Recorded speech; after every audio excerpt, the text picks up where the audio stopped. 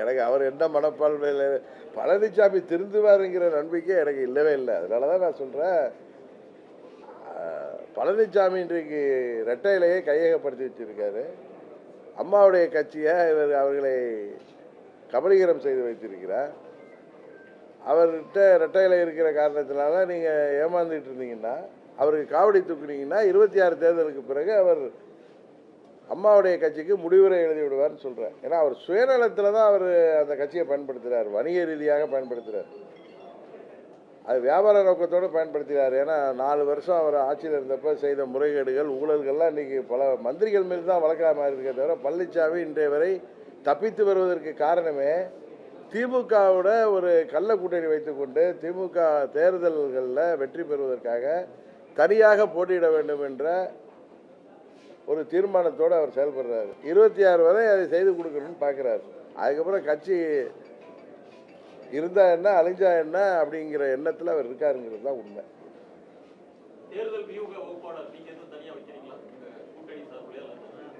இல்லை, அதை பற்றி எங்கள் கூட்டணி இல்லை முக்கியமான கட்சி தலைவர்களோட பேசிகிட்டு இருக்கோம். வாய்ப்பு இருக்குது.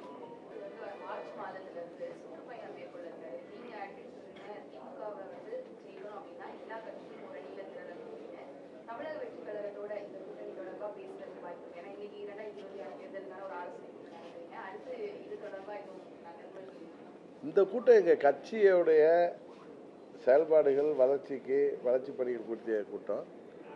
இது மாதிரி ஊடகத்தை சேர்ந்த நண்பர்கள் கேட்குறப்ப நான் சொல்கின்ற கருத்து தான். அது ஏதோ அன்றைய ஒரு நாளைக்காக சொல்கிற கருத்து இல்லை.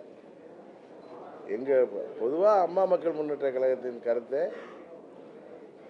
அம்மாவின் தொண்டர்கள் அனைவரும் ஓரணியில் திரண்டு, அதுக்காக ஒரே கட்சியாக இருக்கணும்னு அவசியம் கூட கிடையாது, ஓரணியில் திரண்டு இன்றைய சூழ்நிலையில் இந்த பணபலம் மிக்க ஆட்சி அதிகாரத்தில் இருக்கிற திமுக என்கிற தீய சக்தியை வெல்லணும்னா தேசிய ஜனநாயக கூட்டணி தான் அதற்கு சரியான ஒரு தீர்வாக இருக்க முடியும். அதில் திமுகவை தொடர்ந்து ஆட்சியில் விடக்கூடாது என்று நினைக்கிற அனைத்து கட்சிகளுமே, நான் இந்த ஒவ்வொரு எந்த கட்சியுமே குறிப்பிட்டு சொல்லவில்லை, அனைத்து கட்சிகளுமே தேசிய ஜனநாயக கூட்டணிக்கு ஆதரவாக இருக்க வேண்டும் என்பது தான் அம்மா மக்கள் முன்னேற்ற கழகத்தின் கருத்து. அதை தான் நான் சொல்கிறேனே தவிர எந்த கட்சியோடையும் நான் தொடர்பு கொள்ளவில்லை.